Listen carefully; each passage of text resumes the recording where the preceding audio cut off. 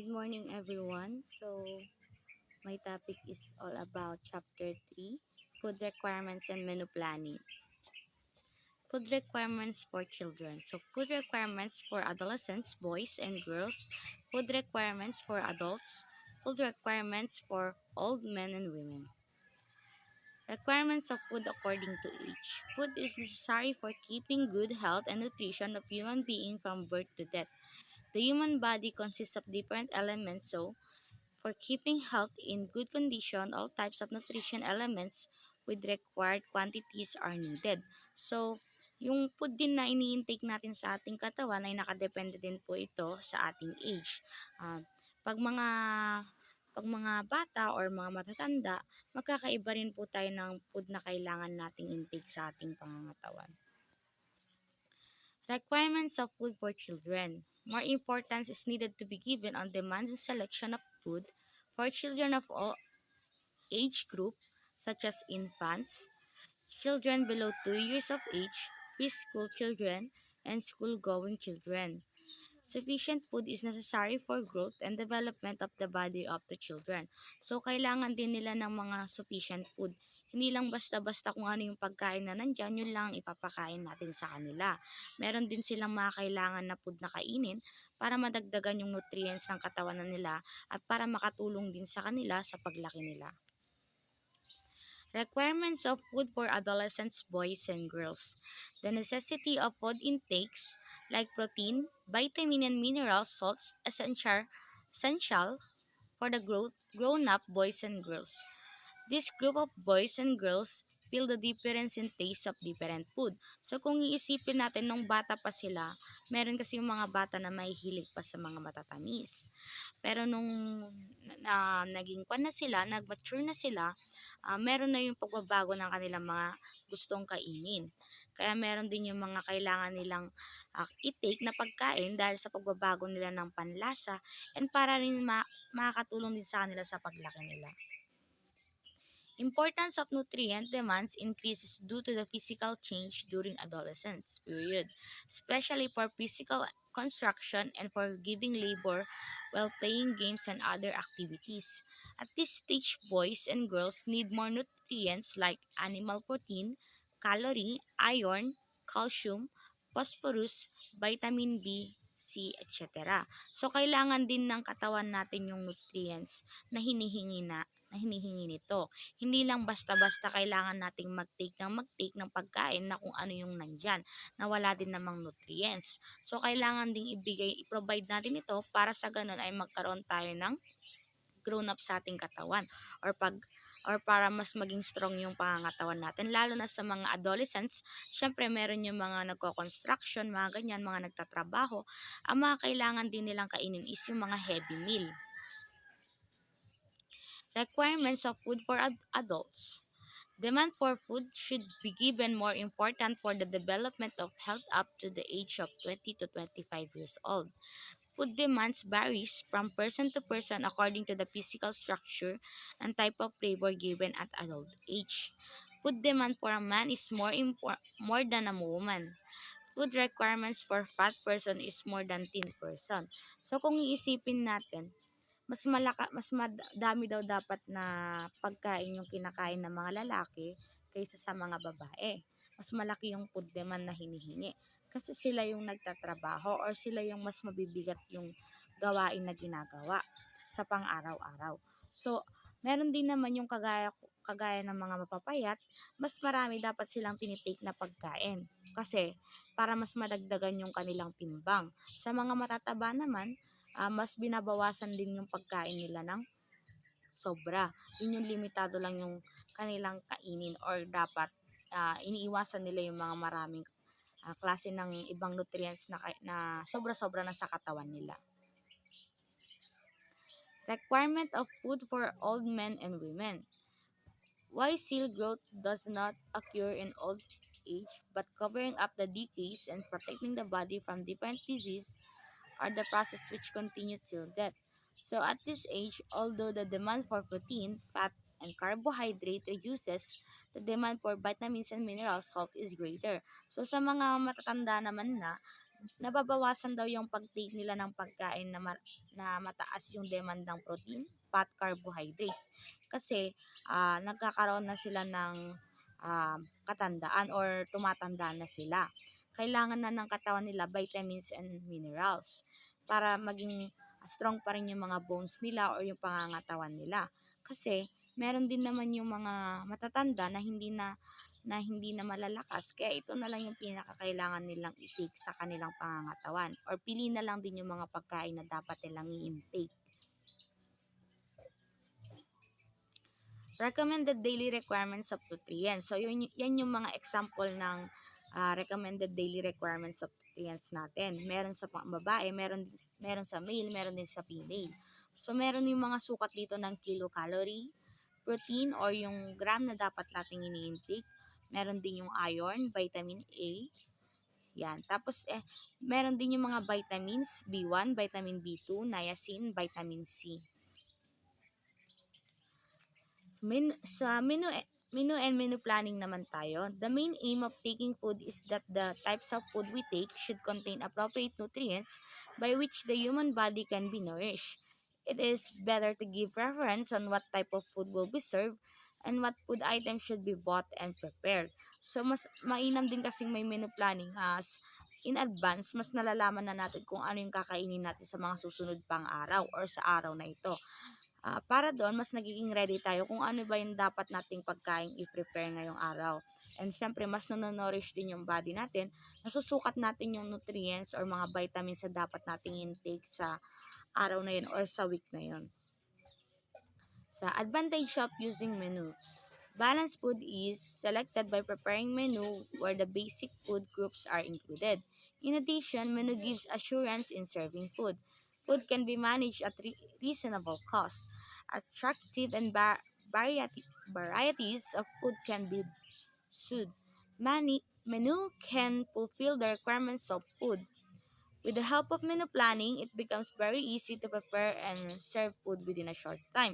So kapag may mga menu kasi tayo, mas madali din nating pre-prepare kung ano yung dapat nating i-prepare sa araw na yon. Kasi alam na natin na yung araw na yon, yun yung kailangan nating iluto or kailangan nating i-prepare para or ihain. And mas nakakatipid din tayo or sa namamanage natin yung gastos kasi alam na natin kung ano yung naibabudget na agad natin yung pera hanggat maaga pa. And syempre, kapag nagpe-prepare din tayo ng pagkain, mas napapaikli din yung pagpe-prepare natin kasi hindi na tayo nagagahol sa oras kasi in advance, alam na natin kung ano yung dapat nating lutuin. And yung, syempre, yung wastage din ng food, mas naiiwasan din ito kasi meron yung mga, 'di ba, meron yung mga namamalengke dahil wala silang menu planning, may mga pasobra silang napapalengke or meron yung mga hindi naman dapat nila kailangang bilhin.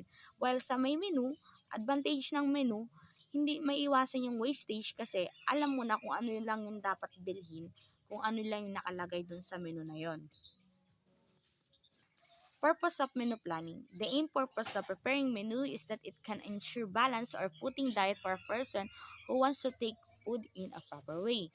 Decision can be taken easily at purchasing food. So ito naman kasi yung purpose ng menu planning, lalong-lalo na sa mga sa mga yung tinitimbang lang nila yung calories intake na tinitake nila sa pang-araw-araw. Napaka-importante din ito kasi mas nababalance nila yung diet nila or mas nababalance nila yung mga tinitake nilang food sa pang-araw-araw. And mas nakakapag-decide sila kung ano agad yung ipo-purchase nilang pagkain sa araw na yon. Kasi nakakuan na agad yun, nakalagay na agad yun sa kanilang menu. During preparation or cooking, proper measurement of food items can be taken and it saves time. Kagaya nga ng sabi ko kanina, mas maikli lang yung time na nagagamit natin kasi alam na natin na ito dapat yung kailangan nating i-prepare na pagkain. While serving food, appropriate quantity can be determined which prevents wastage. Parang pareho siya kanina sa advantage. So, naiiwasan natin yung wastage, yung mga nasasayang na pagkain, or yung mga ibang ingredients na binibili naman natin na hindi naman pala kailangan dun sa lulutuin natin. Available food stuff can be used properly. So, yung mga yung mga equipment na gagamitin mo or mga tools, alam mo na agad kung ano yung mga kailangan mong gamitin. Hindi na kailangan na, ay, ano bang kailangan kong gamitin ngayong ano bang lulutuin ko ngayong araw, ganyan. Pero dahil sa menu planning, alam mo na kung ano yung kailangan mong i-prepare or mga kailangan mong tools na gagamitin sa araw na yon. Samantalang yung mga leftover naman, mas mainam din kapag may mga kunwari may tira tayong gulay sa ref. And mas naayos din natin ito kasi sapagkat pwede pa natin itong gamitin sa mga susunod na araw kung alam naman natin na ang i-prepare nating pagkain ay gulay din. Kasi dahil ito sa menu planning na meron na tayong nakaprovide. Sa labor naman, physical energy is consumed by labor. To fill up the lot energy efficient, quantity of calorie-rich food items should be included in the menu. This who give hard labor should take food which contain more carbohydrates and fat. O sa mga may mabibigat namang may trabaho ito, kailangan din daw sa menu planning, naka-include din yung mga calories na kailangan nilang intake or kailangan na mga or kung gaano kadami or yung sukat lang na intake nilang pagkain. Para sa ganon, mas na iiwasan nila yung mga nasosobrahan sila or kailangan nilang damihang intake sa katawan nila. Income is limited in each family. So more or less, every family has a limited budget for food. Within this limited income, every family has to provide sufficient nutritious food throughout the entire month. So kung iisipin natin, napakalaking tulong din ng menu planning sa income natin. Kasi dun pa lang sa menu planning, alam na natin kung gaano kalaki yung budget na magagastos natin. May babudget na natin agad sa maagang or sa maagang pamamaraan. Hindi tayo nagagahol sa oras or meron kasi yung iba kung walang menu planning, kung ano yung araw na ito. Kunwari, yung ulam mo ngayon, karne ka ng karne, dire-diretso. Hindi mo na alam, nauubos na pala yung income mo or yung budget mo nung araw na yon. So, dire-diretso ka namang isda. So, hindi yun nababalance. So, dahil sa menu planning, nababalance natin na yung income natin or yung budget natin mas naiaayos na pagsubla-sublatin natin or sinasabi nga nila na kunwari ngayong araw na to karne, bukas isda, bukas gulay, parang ganyan. Mas nababalance din natin yung income natin at naiiwasan din natin yung mga expensive food na bibilhin. Weather and season. So, napaka-importante din ng weather and season. Kung iisipin kasi natin, nakabase din tayo sa weather and season. Meron kasi yung mga panahon na rainy, na kaganito in rainy season. Meron naman yung mga pagkain na hindi appropriate nating bilhin sa araw na yan dahil maulan. So, kailangan din nating isipin na meron ba ito, mapaprovide ba ito, meron ba ito sa market natin kasi maulan nung panahon na yan. Or in summer naman, mas nalalaman din natin kung ano ba yung mga ilalagay natin sa menu planning natin, kung ano ba yung pang summer na pagkain, kagaya niyang fruit juices like pineapple juice, green coconut water, curd water, are taken as drinks. So kung iisipin natin pag summer, mas kinokonsume natin yung mas maraming water sa ating katawan. While the rainy season naman, usually toad fried, shingaras, somuchas, fudgies, mga ganyan na pagkain or yung mga sabihin na lang natin for example mga lugaw, ganun na mga pagkain. And sa occasion naman, syempre napaka-importante na ng menu planning kasi syempre mas naipe-prepare din natin ng maayos yung food at hindi rin pa ulit-ulit. Meron kasi yung iba hindi pantay-pantay yung sukat, kunwari sa birthday ng bata, mas maraming hotdog, ganyan, tapos kokonti yung spaghetti or kokonti yung kanin, tapos panay karne, birthday yun ng bata or occasion yun ng isang bata.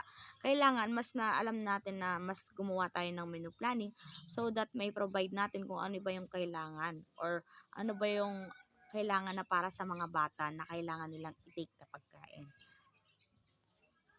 Sa menu planning for pregnant at lactating mothers. So, napaka-importante din ito kasi sabi nga dito, due to lack of proper nutritious food, pregnant mothers can be weak and ill. So, pag kulang ka daw sa nutritious food as a pregnant mom or lactating mother, kulang yung nutrients na napoprovide sa katawan mo o yung natitake mong pagkain. Nagiging mahina tayo or nagiging sakitin tayo sa pamamaraan na yon. Mothers should take necessary and appropriate food for getting a healthy and normal baby. So, kailangan sapat yung tinitake mong pagkain para maging healthy yung baby. And dapat din, para maging healthy din yung pangangatawan mo, hindi ka rin dapuan ng mga sakit. A lactating mother has to take sufficient amount of nutritious food to below supply a milk to the baby and also for the recovery other home health. So, syempre, di ba, kapag nanganak na, kailangan mo ring i-take pa rin yung mga kailangan ng pangangatawan mo. Kasi ito rin yung magbibigay ng supply ng gatas sa baby mo and para mabilis ka rin makarecover sa panganganak. And syempre, kailangan naman yung mga ganyang pagkain. Meron din kasi yung mga kinakain ng mga na kapapanganak lang na hindi sila nagkakaroon ng gatas dahil hindi naman appropriate yung pagkain na kinakain nila. So, dapat alam natin kung ano dapat yung iti-take nating pagkain sa pamamagitan ng paggawa ng menu planning. So, ito yung food chart ng mga pregnant mom or lactating mom or woman.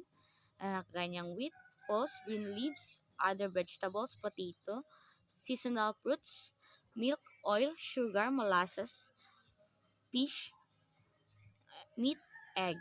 Tapos yung quantity lang dapat ng mga tinitake natin, nakalagay lang din dyan yung grams na 232 grams. Sa wheat naman ay 116 grams, mga ganyan. Sa rice naman is kailangan 290 grams lang.